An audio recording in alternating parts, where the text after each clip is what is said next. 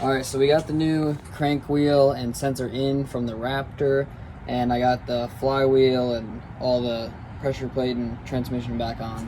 While I've got the engine out, this is a perfect time to show the wiring a little bit. We had to swap the coil plugs from the Godzilla's harness onto the Coyote harness.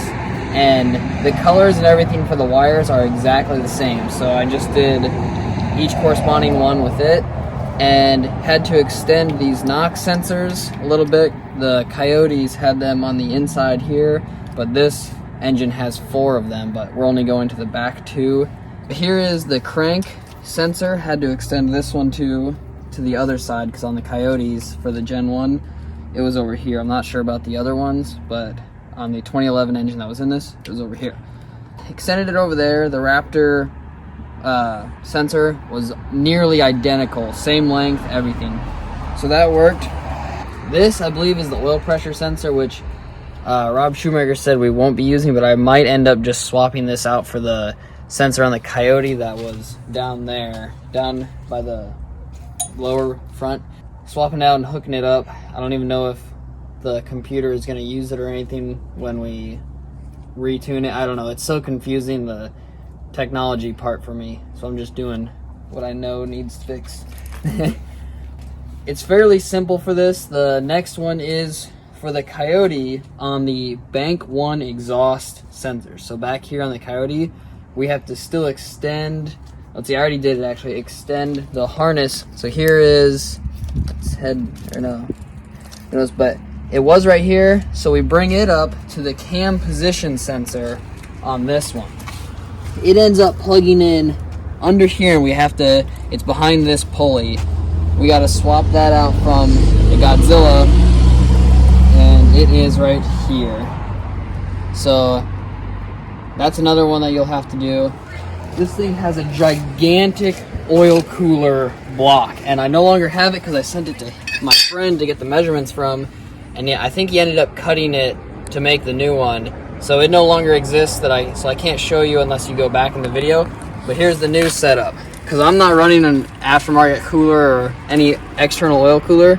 So this is a plate that will allow the oil to flow from one to the other, just back into the oil pan. I got to get a plug.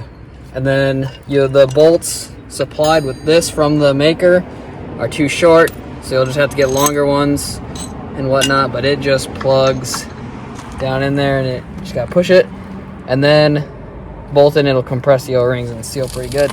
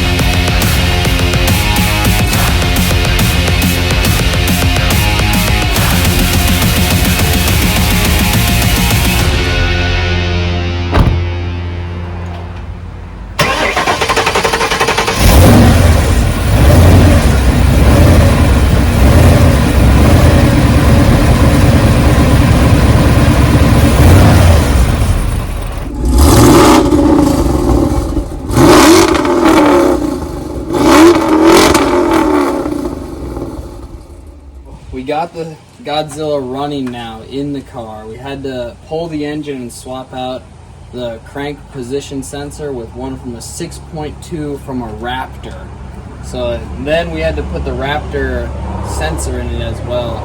And then we had to modify a bit on the harness, so you can see it's kind of torn. I left it apart for troubleshooting in case I wired something incorrectly or had a short in the wire. So this will all be fixed. Been holding off on making the video because I didn't want to put it out unless this car was driving and I wanted it to be better quality of it actually working. But with a bunch of things going on and in between the build, you know, life's been happening. It's just been on the back burner, so it's been taking a little while. So just an update.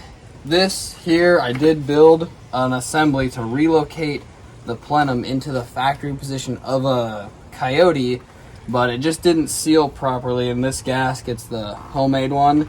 So I'm gonna take this and get it planed so it'll be super smooth and seal. But for testing purposes, we have this hooked up.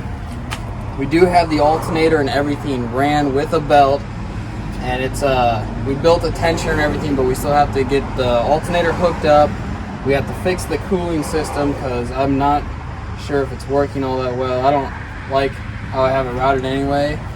And the oil filter, the factory K-member, is so far in the way that you have to cut it.